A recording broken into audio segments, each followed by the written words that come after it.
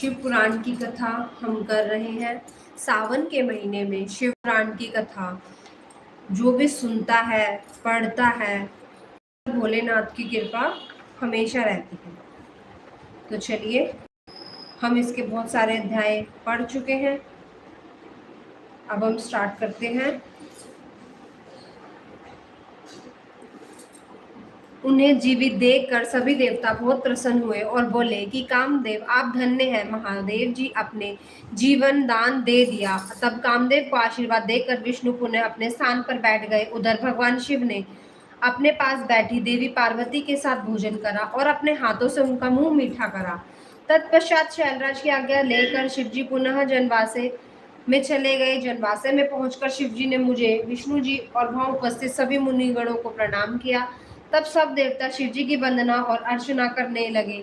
फिर मैंने, विष्णु जी और इंद्र आदि ने शिव की स्तुति की। सब मेरे और भगवान शिव की जय जयकार होने लगी और मंगलमय वेद ध्वनि बजने लगे। भगवान शिव की स्तुति के पश्चात उसने विदा ली और सभी देवता ऋषि मुनि अपने अपने विश्राम स्थान की ओर चले गए। 52वां अध्याय। भगवान शिव का आवास गृह में शयन। ब्रह्मा जी बोले, नारद, शैलराज हिमालय ने सभी बारातियों के भोजन की व्यवस्था करने हेतु सर्वप्रथम अपने घर के आंगन को साफ कराकर सुंदर ढंग से सजाया। तत्पश्चात गिरिराज हिमालय ने अपने पुत्रों मेनाक आदि जनवासे में भोजन करने हेतु सभी देवी देवताओं, साधु संतों, ऋषि मुनियों, शिवगणों, देवगणों सहित विष्णु और भक्त वत्सल भगवान शिव को भोजन के लिए आमंत्रित किया। तब सभी देवताओं को साथ लेकर सदाशिव भोजन के लिए पधारे। हिमालय ने पधारे हुए सभी देवताओं और भगवान शिव का बहुत आदर सत्कार किया। उन्हें उत्तम स्थानों पर बिठाया। अनेक प्रकार के भोजन परोसे गए तथा गिरिराज ने सबसे भोजन ग्रहण करने की प्रार्थना की। सभी बारातियों ने तृप्ति के साथ भोजन किया और आचमन करके सब देवता विश्राम के लिए अपने अपने विश्राम स्थल पर चले गए। तब हिमालय प्रिया देवी की आज्ञा लेकर नगर की स्त्रियों ने भगवान शिव को सुंदर सुसज्जित वास भवन में रत्न जड़ित सिंहासन पर सदा बैठाया। वहां उस भवन में सैकड़ों रत्नों के दीपक जल रहे थे। उनकी अद्भुत जगमगाहट से पूरा भवन आलोकित हो रहा था। उस वास भवन को अनेकों प्रकार की सामग्रियों से सजाया और संवारा गया था। मोती मणियों एवं श्वेत चंवरों से पूरे भवन को सजाया गया था। मुक्ता मणियों की सुंदर बंधनवारे द्वार की शोभा बढ़ा रही थी। उस समय वहां वास भवन अत्यंत दिव्य, मनोहर और मन को उमंग तरंग से आलोकित करने लग रहा था। फर्श पर सुंदर बेल बूटे बने थे। भवन को सुगंधित करने हेतु सुवासित द्रव्यों का प्रयोग किया गया था, जिसमें चंदन और अगर का प्रयोग प्रमुख रूप से था। उसमें वास भवन में देवताओं के शिल्पी विश्वकर्मा द्वारा बनाए गए कृत्रिम बैकुंठ लोक, ब्रह्मलोक, इंद्रलोक तथा शिवलोक के सभी दर्शन एक साथ हो रहे थे। इन्हें देखकर भगवान शिव को बहुत प्रसन्नता हुई। वास भवन के बीचों बीच एक सुंदर रत्नों से जड़ा अद्भुत पलंग था। उसने महादेव जी ने सोकर रात बिताई। दूसरी ओर हिमालय ने अपने बंधु बांधवों को भोजन कराने के उपरांत बचे हुए सारे कार्य पूरे किए। प्रातः काल चारों ओर पुण्य शिवा का अनोखा उत्सव होने लगा। अनेकों प्रकार के सुरीले वाद्य यंत्र बजने लगे, मंगल ध्वनि होने लगी। सभी देवता अपने अपने वाहनों को तैयार करने लगे। सभी की तैयारियां पूर्ण होने के पश्चात भगवान श्री हरि विष्णु ने धर्म को भगवान शिव के पास भेजा। तब धर्म सहर्ष भगवान शिव के पास वास भवन में गए। उस समय करुणा निधान भगवान शिव सोए हुए थे। यह देखकर योग शक्ति संपन्न धर्म ने भगवान शिव को प्रणाम करके उनकी स्तुति की और बोला, हे महेश्वर महादेव, मैं भगवान श्री हरि विष्णु की आज्ञा से यहाँ आया। भगवान उठिए और जनवासे में पधारिए। वहां सभी देवता और ऋषि मुनि आपकी ही प्रतीक्षा कर रहे हैं। प्रभु वहां पधारकर हम सबको कृतार्थ कीजिए। धर्म के वचन सुनकर सदाशिव बोले, हे धर्मदेव, आप जनवासे में वापस जाइए। मैं अति शीघ्र जनवासे में आ रहा हूँ। भगवान शिव के वचन सुनकर धर्म ने भगवान शिव को प्रणाम किया और उसकी आज्ञा लेकर पुनः जनवासे की ओर चले गए। उनके जाने के पश्चात भगवान शिव तैयार होकर जैसे ही चलने लगे, हिमालय नगरी की स्त्रियां उनके चरणों के दर्शन हेतु आ गई और मंगल गान करने लगी। तब महादेव जी ने गिरिराज, हिमालय और मैना से आज्ञा ली और जनवासे की ओर चले। वहां पहुंचकर महादेव जी ने मुझे और विष्णु जी सहित सभी ऋषि मुनियों को प्रणाम किया। तब सदा सब देवताओं सहित मैंने और विष्णु जी ने शिव जी की वंदना की और स्तुति की। 53वां अध्याय, बारात का ठहरना और हिमालय का बारात को विदा करना। ब्रह्मा जी बोले, जब करुणानिधि भगवान शिव जनवासे में पधार गए तो हम सब मिलकर कैलाश लौट चलने की बात करने लगे। तभी वहां पर पर्वतराज हिमालय पधारे और सभी को भोजन का निमंत्रण देकर वहां से चले गए। तब सभी देवताएं, ऋषि मुनि अन्य बारातियों के साथ लेकर भगवान शिव में और श्री हरि विष्णु भोजन ग्रहण करने हेतु नियत स्थान पर पहुंचे। वहां द्वार पर स्वयं शैलराज खड़े थे। उन्होंने सर्वप्रथम भगवान महादेव जी के चरणों को धोया और उन्हें अंदर सुंदर स्नान आसन पर बैठाया। तत्पश्चात शैलराज ने मेरे श्री हरि देवराज इंद्र सहित सभी मुनियों के चरण धोए और यथा योग्य आसनों पर हम सबको आदर पूर्वक बिठाया। वहां शैलराज हिमालय अपने पुत्रों और बंधु बांधवों सहित कार्य में लगे हुए थे। उन्होंने हमारे सामने अनेक स्वादिष्ट भोजन परोसे और हमसे ग्रहण करने के लिए कहा।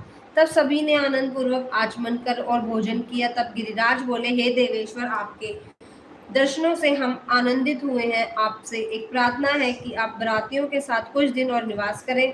इस प्रकार शैलराज भगवान शिव से कुछ दिन और रुकने का आग्रह करने लगे। यही सुनकर भगवान शिव बोले, हे शैलेंद्र, आप धन्य हैं, आपकी कीर्ति महान है, आप धर्म की साक्षात मूर्ति हैं।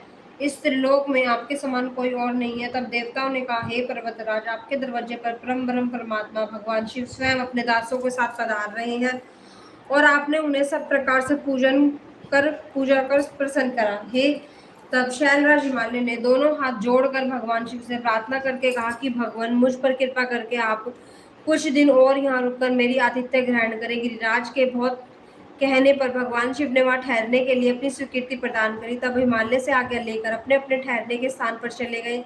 तीसरे दिन गिरिराज हिमालय ने सबको आदर पूर्वक दान दिया, उनका सत्कार किया। चौथे दिन विधि पूर्वक चतुर्थी कर्म किया, क्योंकि इसके बाद बिना विवाह को पूर्ण नहीं माना जाता। जैसे ही विधि अनुसार चतुर्थी कर्म पूरा हुआ, चारों ओर मंगल ध्वनि बजने लगी, महान उत्सव होने लगे। नगर की स्त्रियां मंगल गीत गाने लगी, कुछ तो प्रसन्न होकर नाचने भी लगी। पांचवें दिन सब देवताएं ने गिरिराज हिमालय से कहा कि हे पर्वतराज, आपने हमारा बहुत सत्कार किया है। हम सब भगवान शिव के विवाह के लिए यहाँ पधारे हैं। आपके सहयोग से शिव पार्वती का विवाह आनंद हर्षोल्लास के साथ संपन्न हो गया है। अतः आप हमें यहाँ जाने से आज्ञा प्रदान करें। परंतु गिरिराज हिमालय स्नेह पूर्वक बोले, हे भगवान शिव, ब्रह्मा जी, श्री हरि विष्णु, देवेंद्र राज, अपनी प्रिय पुत्री पार्वती के कठिन तप के कारण ही आज मुझे यह देवराज सौभाग्य प्राप्त हुआ है। जी जगत के कर्ता, पालक, संहारक सहित सभी देवता और महान ऋषि मुनि एक साथ मेरे घर की शोभा बढ़ाने आए हैं। आप सबकी एक साथ सेवा करने का जो मुझे शुभ अवसर प्राप्त हुआ है, उसका पूरा आनंद आप मुझे उठाने दीजिए। और देवादिदेव, हे देवादिदेव, अपने इस तुच्छ भगत पर इतनी कृपा कर दीजिए। इस प्रकार पर्वत राजा हिमालय ने अनेक तरीकों से सब देवताओं सहित शिव जी की बहुत अनन्य वंदना की और अन्य इस प्रकार उन्हें हठ पूर्वक कुछ दिन और रोक लिया। हिमालय ने सबका बहुत सेवा सत्कार किया, उन्होंने सभी का विशेष ख्याल रखा, सभी की आवश्यकताओं का पूरा ध्यान रखा। शैलराज ने देवताओं के लिए हर संभव सुविधा उपलब्ध कराई। इस प्रकार खूब आदर सत्कार करके सबका मन जीत लिया। जब बहुत दिन बीत गए तब देवताओं ने शैलराज हिमालय के पास सप्तऋषियों को भेजा ताकि वे देवी मैना और उनके पति पर्वतराज हिमालय को बारात को विदा करने के लिए तैयारी करें। तब वे सप्तऋषि प्रसन्न हृदय से शैलराज हिमालय के पास पहुंचे और उनके भाग्य की सराहना करने लगे कि आपके अहोभाग्य जो स्वयं भगवान शिव आपके दामाद बने। पर्वतराज, आपने अपनी पुत्री पार्वती को शास्त्रों एवं वेदों के अनुसार भगवान शिव की पत्नी बनाकर उन्हें सौंप दिया है। कन्यादान तभी पूर्ण माना जाता है जब कन्या को बारात के साथ विदा कर दिया जाता है। इसलिए आप भी सहर्ष देवी पार्वती को भगवान शिव के साथ सादर विदा करिए, तभी कन्यादान की रस्म पूरी होगी। तब मैना और उनके पति गिरिराज हिमालय बारात को विदा करने के लिए राजी हो गए। जब भगवान शिव और सभी देवी देवता और ऋषि मुनि विदा लेकर कैलाश पर्वत की ओर चलने लगे, तब मैना जोर जोर से रोने लगी और बोली, हे कृपा निधान शिव, मेरी पुत्री का ध्यान रखिएगा, मेरी पुत्री आपकी परम भक्त है, सोते जागते वह सिर्फ आपके चरणों का ध्यान करती है, आप सदा उसके हृदय में विराजमान रहते हैं, आपके गुणगान करते हुए थकती नहीं है और आपकी निंदा तो कतई भी नहीं सुन सकती। यदि मेरी बच्ची से जाने अनजाने कोई अपराध हो जाए तो उसे क्षमा कर दीजिएगा। आप तो भक्त वत्सल हैं, करुणा निधान है, मेरी पुत्री पर अपनी कृपा दृष्टि बनाए रखिएगा। ऐसा कहकर मैना ने अपनी पुत्री भगवान शिव को सौंप दी। कितने आश्चर्य की बात है कि प्रत्येक माता पिता इस बात को जानते हैं कि बेटियां धान के पौधे की तरह होती हैं, वे जहाँ जन्मती है वहाँ वृद्धि को प्राप्त नहीं होती। फिर भी उसकी विदाई के समय वे दुखी होते हैं, अनजाने ही अपनी आंखों से आंसुओं की झड़ी कैसे लग जाती है। अपनी प्रिय पुत्री पार्वती के वियोग को सोचते ही वे मूर्छित होकर जमीन पर गिर पड़ी। तब उनके मुंह पर जल की कुछ बूंद डाल के उन्हें होश में लाया गया। तब सदाशिव ने देवी मैना को अनेक प्रकार से समझाया ताकि वे अपना दुख भूल जाए।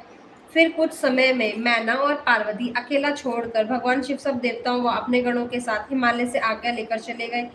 हिमालय नगरी से एक सुंदर बगीचे में बैठकर वे सब प्रसन्नता पूर्वक भगवान शिव की प्राण वल्लभा पत्नी देवी पार्वती के आगमन की बाट सजोई उनकी प्रतीक्षा करने लगे। वे शिवगण प्रसन्नता पूर्वक प्रभु महादेव की जय जयकार कर रहे थे। 54वां अध्याय। पार्वती को पतिव्रत धर्म का उपदेश। ब्रह्मा जी बोले, हे मुनिश्रेष्ठ नारद, जब शैलराज हिमालय और देवी मैना से आज्ञा लेकर भगवान शिव देवताओं और ऋषि मुनियों के सहित अन्य देवगण शिवगणों के साथ उस स्थान से बाहर चले गए, तब सप्तऋषियों ने कहा कि शैलराज अपनी पुत्री को शीघ्र ही भगवान शिव के पास भेजने की कृपा करें। यह सुनकर हिमालय बहुत व्याकुल हो गए। उन्होंने देवी मैना को से पार्वती को भेजने के लिए कहा। देवी मैना ने वैदिक का पालन करके अपनी पुत्री का सुंदर वस्त्रों और आभूषणों से श्रृंगार किया। उस समय मैना ने एक ब्राह्मण पत्नी को बुलाकर पतिव्रत धर्म की शिक्षा देने के लिए कहा। ब्राह्मण पत्नी ने आकर पार्वती को शिक्षा देते हुए कहा, हे पार्वती, सुंदर संसार में नारी विशेष पूजनीय मानी जाती है। जो स्त्री पतिव्रत का पालन करती है वे धन्य है। वे दोनों कुलों का पवित्र करती है, उनके दर्शन मात्र से पाप नष्ट हो जाते हैं। जो पति को साक्षात ईश्वर मानकर उनकी सेवा शुश्रूषा करती है, वे स्त्रियां इस लोक में आनंद प्राप्ति कर सदगति को प्राप्त करती हैं। वे अपने दोनों कुलों के तार देती हैं। सावित्री, लोपामुद्रा, अरुंधति, शांडिली, शत्रुपा, अनसुया, लक्ष्मी, सवंदा, सती, संज्ञा, सुमति, श्रद्धा, मैना और सवाह आदि नारियां साध्वी कहलाती हैं। वे अपने पातिव्रत्य धर्म के कारण ब्रह्मा, विष्णु और शिव की भी पूजनीय है। इसलिए स्त्री को सदैव अपने पति की आज्ञा का पालन करना चाहिए। पतिव्रता स्त्री भोति के भोजन करने के बाद ही भोजन करे, जब तक वह खड़ा हो खुद भी ना बैठे। पति के सो जाने के बाद ही सोए और उसके उठने से पहले ही उठ जाए। क्रोधित होने पर, अत्यधिक प्रसन्नता होने पर भी अपने पति का नाम ना ले। पति के बुलाने पर सभी कामों को छोड़कर पति के पास चली जाए। उसकी हर आज्ञा को अपना धर्म मानकर उसका पालन करे। कभी वह प्रवेश द्वार पर खड़ी ना हो, बिना किसी के कार्य के किसी के घर भी नहीं जाए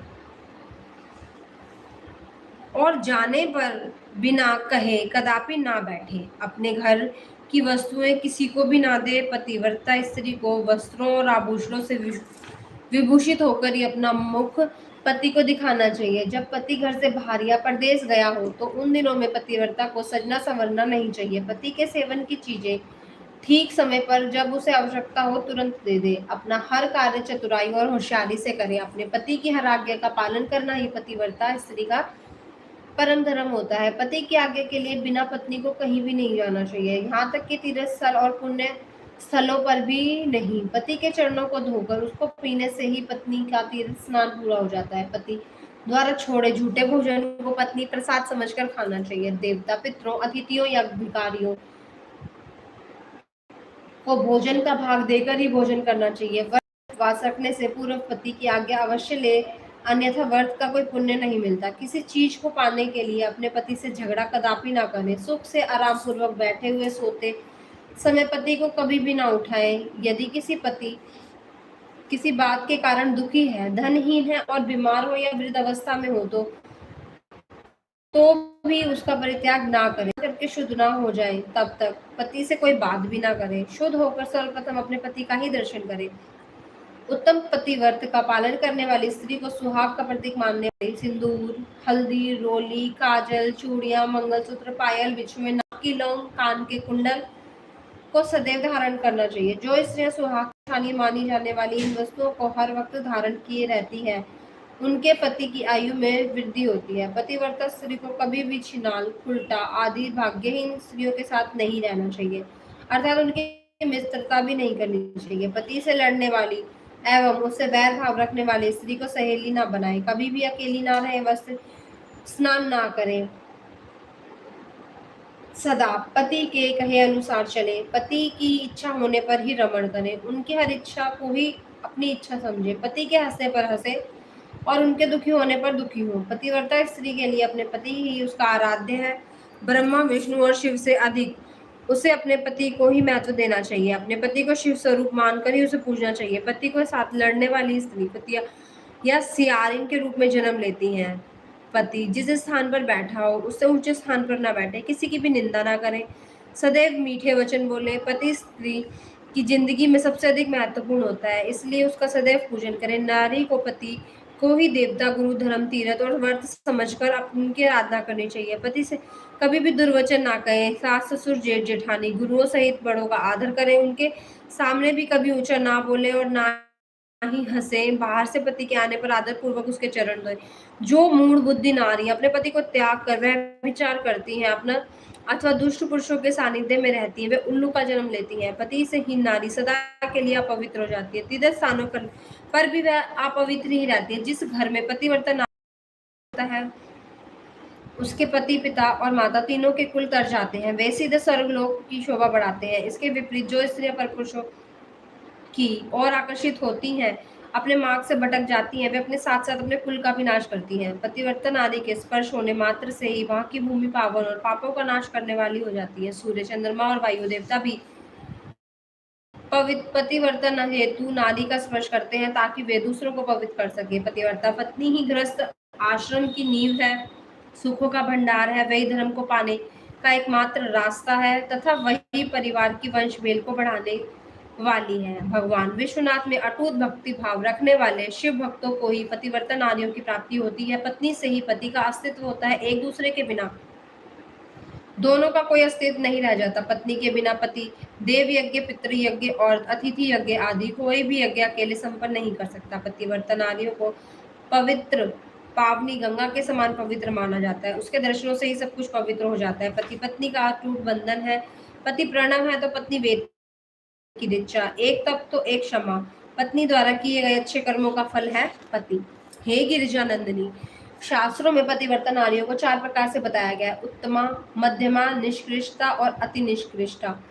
ये पतिव्रता स्त्रियों के भेद हैं। जो स्त्रियां स्वप्न में भी सिर्फ अपने पति का ही सिमरण करती हैं, ऐसी स्त्री उत्तम पतिव्रता कहलाती है। जो स्त्रियां प्रत्येक पुरुष को पिता और भाई एवं पुत्र के रूप में देखती हैं, वे मध्यमा पतिव्रता कहलाती है। जिसके मन में धर्म और लोक लाज का भय रहता है और इस कारण वह सदैव धर्म का पालन करती है, वे निकृष्टा पतिव्रता कहलाती है। जो स्त्री अपने पति से डरकर या कुल के बदनाम होने के डर से वह विचार से दूर रहती है, वे स्त्री अति निकृष्टा पतिव्रता कहलाती है। वे ये चारों प्रकार की पतिव्रता स्त्रियां पावन, पवित्र, समस्त पापों को नाश करने वाली कही जाती है। मुनि अत्रि की पत्नी अनसुआ ने अपने पतिव्रत के प्रभाव से त्रिदेवों ब्रह्मा, विष्णु, शिव को शिशु बना दिया था। यही नहीं, उन्होंने मरे हुए एक ब्राह्मण को अपने सतीत्व के बल से जीवित कर दिया था। हे गिरिजा नंदिनी, मैंने पतिव्रता स्त्री को सभी विशेषताएं और गुण तुम्हें बता दिए हैं।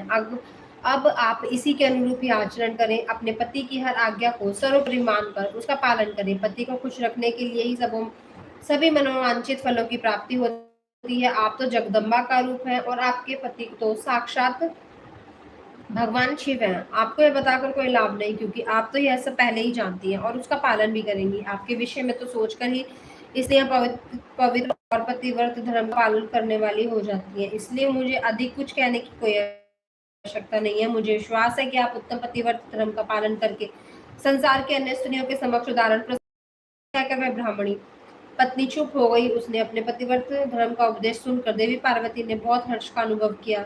उन्होंने हाथ जोड़कर ब्राह्मण पत्नी को नमस्कार किया तथा उत्तम धर्म के विषय में ज्ञान देने के लिए धन्यवाद दिया। देवी पार्वती ने अपने आचरण से सभी उपस्थित परिजनों को शिक्षा दी कि भले ही कोई कितना ही जानकार क्यों ना हो, उसे अपनी परंपराओं का आदर पूर्वक पालन करना चाहिए। जो अहंकार के कारण लोक धर्म का परित्याग करता है, उसका अपयश होता है और वह अपनी संतानों को परेशान करता है। 55वां अध्याय, बारात का विदा होना। शिव पार्वती का कैलाश पर निवास। ब्रह्मा जी बोले, हे नारद, इस प्रकार ब्राह्मणी ने देवी पार्वती को पतिव्रत धर्म की शिक्षा देने के उपरांत महारानी मैना से कहा कि हे महारानी, आपकी आज्ञा के अनुसार मैंने आपकी पुत्री को पतिव्रत धर्म पर एवं उसके पालन के विषय में बता दिया है। आप उसकी विदा की तैयारी कीजिए। देवी मैना ने पार्वती को अपने हृदय से लगा दिया और जोर से रोने लगी। अपनी माता को इस प्रकार रोते देख पार्वती की आंखों से अश्रुधारा बहने लगी। पार्वती और मैना को रोता देख सभी देवताओं की पत्नियां एवं वहां उपस्थित सभी नारियां भाव विह्वल हो उठी। तभी पर्वतराज हिमालय अपने पुत्रों मैनाक मंत्रियों के साथ आए और मोह के कारण अपनी पुत्री को गले से लगाकर रोने लगे। गिरिजा की माँ भाभिया और वहां उपस्थित सभी स्त्रियां रो रही थी। तब तत्वज्ञानियों और मुनियों ने, पुरोहितों ने अध्यात्म का ज्ञान को सबको समझाया और यह भी बताया कि उपस्थित शुभ मुहूर्त में ही बारात विदा होनी चाहिए। ऋषि मुनियों के समझाने से भावनाओं का सागर थमा। तब पार्वती ने भक्ति भाव से अपने माता पिता, भाइयों, गुरुजनों के चरण स्पर्श कर उनका आशीर्वाद प्राप्त किया और रोने तथा पुनः रोने लगी। तब सबने प्रेम पूर्वक उन्हें चुप कराया। शैलराज हिमालय ने अपनी पुत्री पार्वती के बैठने के लिए एक सुंदर रत्नों से जड़ी हुई पालकी मंगवाई। ब्राह्मण पत्नियों ने उन्हें पालकी में बिठाया। सभी ने उन्हें ढेरों आशीष और शुभकामनाएं दी। शैलराज हिमालय और मैना ने उन्हें अनेक दुर्लभ वस्तुएं उपहार सवैत भेंट की। देवी पार्वती ने हाथ जोड़कर सबको विनम्रता पूर्वक नमस्कार किया और उनकी पालकी वहां से चल दी। प्रेम के वशीभूत होकर उन्होंने पिता हिमालय और भाई भी उनकी पालकी के साथ साथ चल दिए। कुछ देर बाद वे उस स्थान पर पहुंचे जहां शिवजी अन्य बारातियों के साथ उनकी प्रतीक्षा कर रहे थे। हिमालय ने नम्रता पूर्वक वहां उपस्थित भगवान शिव, ब्रह्मा, विष्णु, शिव सहित सभी श्रेष्ठताओं को नमस्कार किया और अपनी पुत्री को शिवजी को सौंप दिया। तत्पश्चात हम सबसे विदा लेकर वे हिमालयपुरी लौट आए। जब शैलराज हिमालय अपने नगर को लौट गए तब हम सब शिव भी कैलाश पर्वत पर की ओर चले गए। भगवान शिव और पार्वती के विवाह हो जाने पर सभी की प्रसन्नता की कोई सीमा ना रही। सभी उत्साह पूर्वक चलने लगे। महादेव जी के शिवगण नाचते, कूदते, गाते, बजाते अपने स्वामी के परम पावन निवास की ओर बढ़ रहे थे और मैं और श्री हरि विष्णु जी की भी शिव जी के विवाह होने से प्रसन्न थे। उधर देवराज इंद्र के हर्ष की कोई सीमा नहीं थी। वे सोच रहे थे कि शिव पार्वती के विवाह से अनेक कष्टों और दुखों में अवश्य ही इस बात का यकीन हो गया था कि अब जल्दी ही उन्हें सब देवताओं तारकासुर नामक भयंकर दैत्य से मुक्ति मिलेगी। भगवान शिव भी हर्ष का अनुभव कर रहे थे। उन्हें जन्म जन्म का प्रेसी पार्वती पुण्य पत्नी प्राप्त हो गई थी। इस प्रकार प्रसन्नता पूर्वक आनंद मग्न होकर सभी कैलाश की ओर बढ़ रहे थे।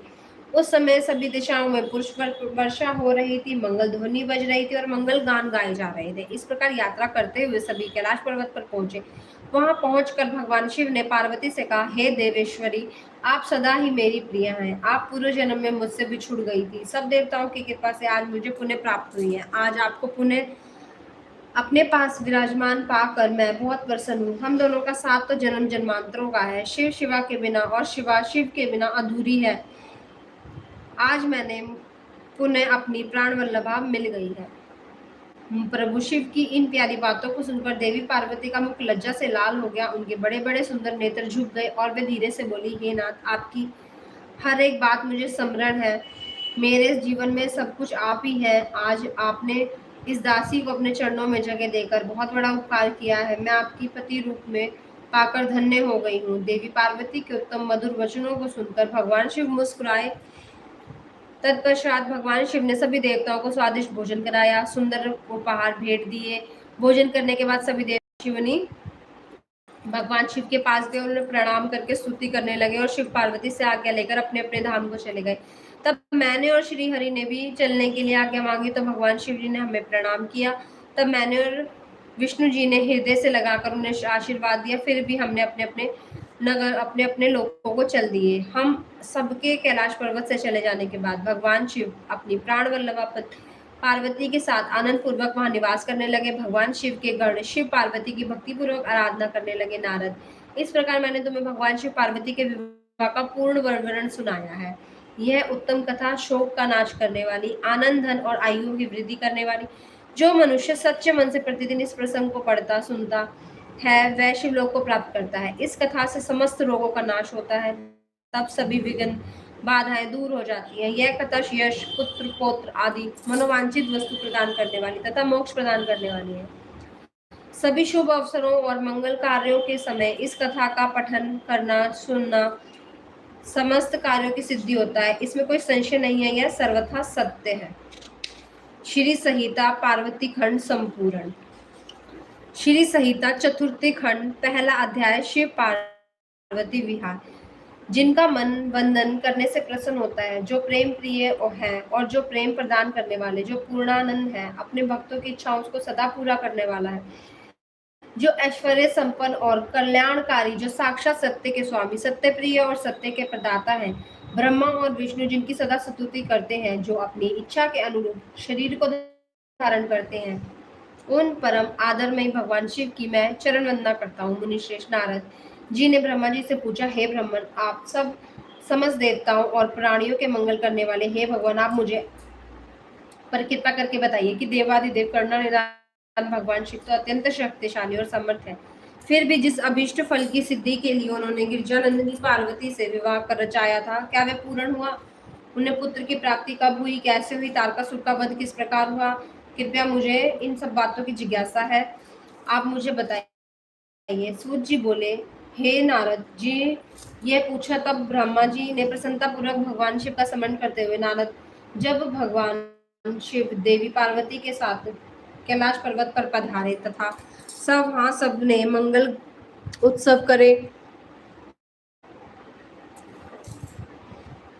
सभी खुशी से गमन होकर नृत्य कर रहे थे, तब भगवान शिव ने सभी को उत्तम भोजन कराया, देवताओं और मुनिगणों से विदा ली, अपने अपने धाम को प्रस्थान किया। तब सब देवताओं के कैलाश पर्वत से चले जाने के पश्चात भगवान शिव अपनी प्रिया को साथ लेकर अत्यंत मनोहर, दिव्य और निर्जन स्थान पर चले गए और वहीं सहस्त्रों वर्षों तक पार्वती जी के साथ विहार करते रहे।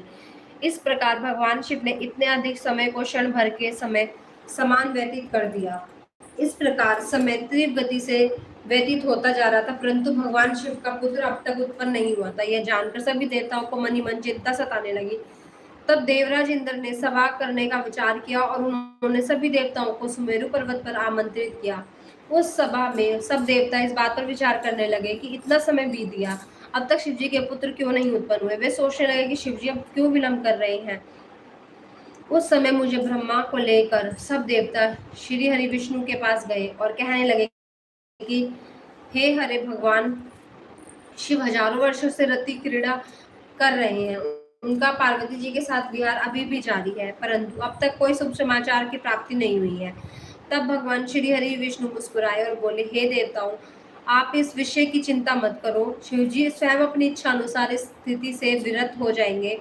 वैसे ही हमारे शास्त्रों में इस बात का उल्लेख है कि जो व्यक्ति स्त्री पुरुष का वियोग कराता है उसे हर जन्म में इस वियोग को स्वयं ही भोगना पड़ता है। अतः अभी कुछ भी नहीं करना चाहिए, कुछ समय और व्यतीत हो जाने दो, अभी हमें सिर्फ प्रतीक्षा करनी चाहिए। कुछ देर सोचने के पश्चात श्री हरि ने पुनः कहा, 1000 वर्ष बीत जाने पर आप सब शिवलोक शिव जी के पास जाना और कोई युक्ति लगाकर ऐसा उपाय करना कि उनका शक्तिपात किसी भी प्रकार से हो जाए, उसी शक्ति से हमें उनके पुत्र की प्राप्ति हो सकती है। परंतु इस समय आप देवता अपने अपने धाम को चले जाइए, भगवान शिव को अपनी पार्वती के साथ आनंद पूर्वक विहार करने दें। सब देवताओं को समझाकर श्री हरि बैकुंठ धाम को चले गए। श्री हरि के चले जाने के उपरांत सब देवताओं ने अपनी चिंता त्याग दी और प्रसन्नता पूर्वक अपने धाम को चले गए। समय अपनी गति से बीतता गया, परंतु शिवजी का पुत्र नहीं हुआ। तारकासुर का भय और आतंक का साया दिन ब दिन बढ़ने लगा। देवताओं सहित ऋषि मुनियों और साधारण मनुष्यों का जीवन उससे दुर्भर कर दिया। तारकासुर के डर के से पृथ्वी कांप उठी। श्री विष्णु जी सब देवताओं को बुलाया और भगवान शिव के पास चलने लगे के लिए कहा। तब सब देवताओं को साथ लेकर भगवान श्री हरि और भगवान शिव से भेंट करने के लिए कैलाश पर्वत पर पहुंचे।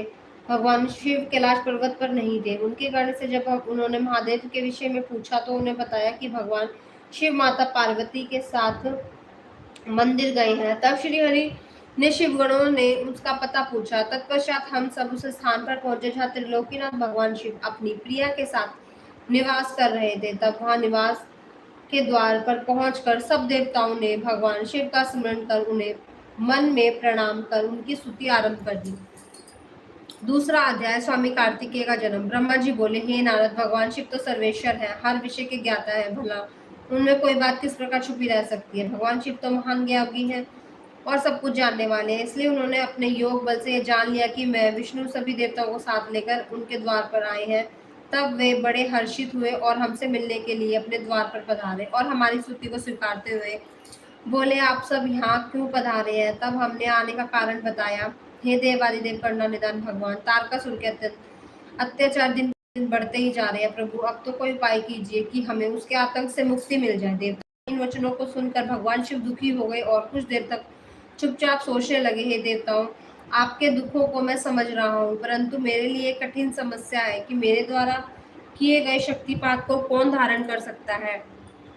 ऐसा कहकर उन्होंने अपना शक्तिपात धरती पर गिरा दिया। तब सब देवताओं ने अग्निदेव से प्रार्थना की कि वे भगवान शिव की उस शक्ति को कपोत बनाकर धारण कर लें। सब देवताओं का आग्रह स्वीकार करके अग्निदेव ने कपोत रूप धारण कर उस शक्ति को अपने अंदर समाहित कर लिया। जब बहुत देर तक भगवान शिव देवी पार्वती के पास वापस नहीं पहुंचे तो परेशान होकर देवी स्वयं उन्हें देखने बाहर चली आई।